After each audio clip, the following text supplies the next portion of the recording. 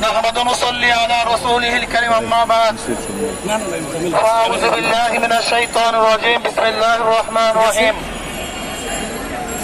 وجاهدوا في الله حق جهاده اللهم صل على محمد وعلى آل محمد আমরা কেন এই মিছিলে অংশগ্রহণ করেছি আপনারা সবাই জানেন।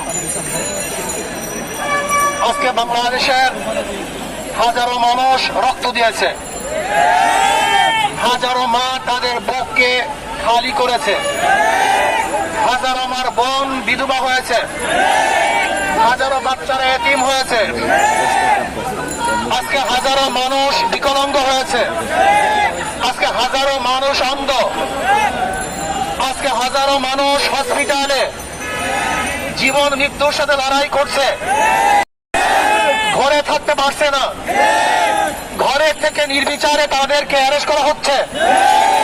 আজকে ছোট বাচ্চারা তাদের খেলার মধ্যে নিরাপদ নয়, খেলা অবস্থায় তাদের বুকের মধ্যে গুলিবদ্ধ হচ্ছে।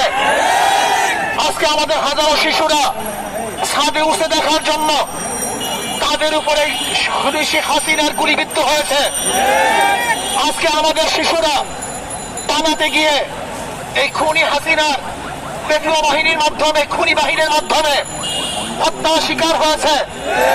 আজকে আবু সাইদ জীবন দিয়েছে, আজকে মুক্ত জীবন দিয়েছে, হাজারো সন্তানের কবরের মধ্যে আছে। এমনকি আজকে বাংলাদেশের অবস্থা কি চলছে, বাবা তার লাশের পরিচয় দেয় না ভয়ে, ভাই তার লাশের পরিচয় দেয় না, হাজারো লাশ বেওয়ারিশ আজকে দাফন করা হয়েছে।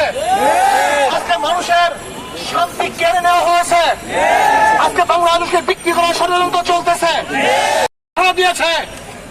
আমরা তার সাথে আগেও ঘোষণা করেছি, এখনো করছি, ভবিষ্যতে থাকবো ইনশাআল্লাহ। কাজে আসুন, কোন ব্যক্তির, কোন গোষ্ঠীর এই আন্দোলন নয়, কোন ব্যক্তি, কোন গোষ্ঠীর আন্দোলন নয়। এই আন্দোলন বাংলাদেশের মাটি ও মানুষের আন্দোলন, বাংলাদেশের জনগণের আন্দোলন, এই ভূখণ্ডকে রক্ষা করার আন্দোলন, মানুষের নিরাপত্তা দেওয়ার আন্দোলন, মানুষের জীবন বাঁচানোর আন্দোলন, সমস্ত মানুষকে নিরাপত্তা দিয়ে এবং রাখার জন্য এই আন্দোলন, অন্য কোন আন্দোলন নয়।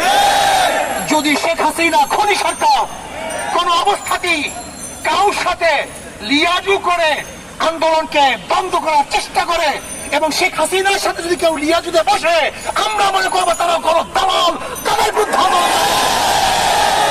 শেখ হাসিনার সাথে আর কোনো সংলাপ নয়, তার সাথে কোনো আলোচনা নয়, শুধু একটাই পদ, শেখ হাসিনার পদত্যাগ।